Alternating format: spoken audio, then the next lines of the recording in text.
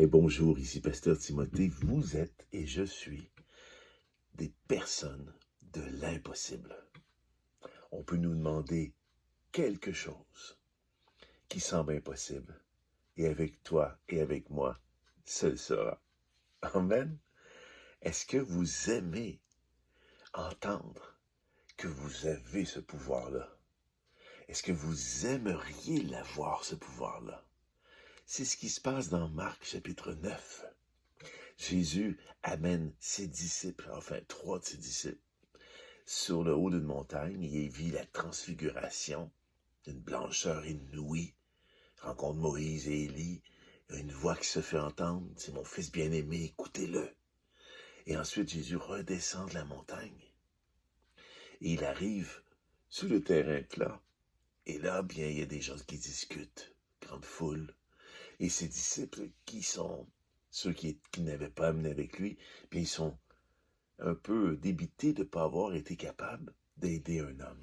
Et cet homme vient vers Jésus et lui dit, « Ben voici, on discutait à propos de mon enfant qui est sourd et muet et qu'il est pris d'un démon à l'intérieur de lui et personne ne peut l'aider. Alors toi, si tu peux, j'aimerais bien que tu le fasses. » Et c'est écrit ici que Jésus a été très étonné, puisqu'il a répondu, « Si je peux, tout est possible à celui qui croit. » Et c'est dit que tout de suite l'homme a dit, comme pour s'excuser, « Oh, je le crois maintenant, aide-moi. » Et Jésus a fait le miracle, il a guéri l'enfant. Et ce qui est intéressant ici, c'est de voir que Jésus n'a pas dit, « Voici ce que tu devras faire. Ceci, cela, pendant tant de temps. » Il a simplement répondu que si tu crois vraiment, l'impossible deviendra possible. Même pour cette chose-là. Alors Jésus, bien entendu, l'a fait tout de suite. Et cela nous apprend plusieurs choses, mais entre autres une, que nous devons croire en l'impossible. Toi, dans ta vie aujourd'hui, qu'est-ce qui te paraît impossible et que tu voudrais qu'il soit fait? Est-ce que c'est de te remarier? Est-ce que c'est de reprendre contact avec un de tes enfants? Est-ce que c'est la guérison de quelqu'un que tu aimes ou ta propre santé? Qu'est-ce que tu veux et qu'est-ce qui t'apparaît impossible?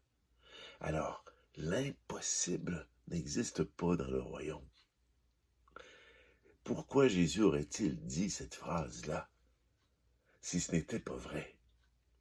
Pourquoi Jésus se tournerait-il vers un homme désespéré qui aime son enfant et qui veut le voir guéri pour lui dire « Mais tout est possible à celui qui croit. » Mais tu t'adresses à la bonne personne. Jésus lui dit ça sans le dire. Puisqu'il vient vers Jésus, il s'adresse à la bonne personne. Et toi et moi, on peut s'adresser à la bonne personne. On peut prendre du temps pour demander à Dieu, le Père, Jésus le Fils et à l'Esprit Saint, de nous aider parce qu'on croit. Parce qu'on croit. Parce qu'on croit. Il n'y a plus rien d'impossible. Toi et moi, on est des gens de choses qui peuvent se réaliser, même quand les autres n'y croient pas. Pourquoi? Parce qu'on sait à qui s'adresser. Et aussi parce qu'on peut affirmer que la chose est, au nom de Dieu, au nom de l'Esprit Saint de Jésus, tout peut arriver. Amen.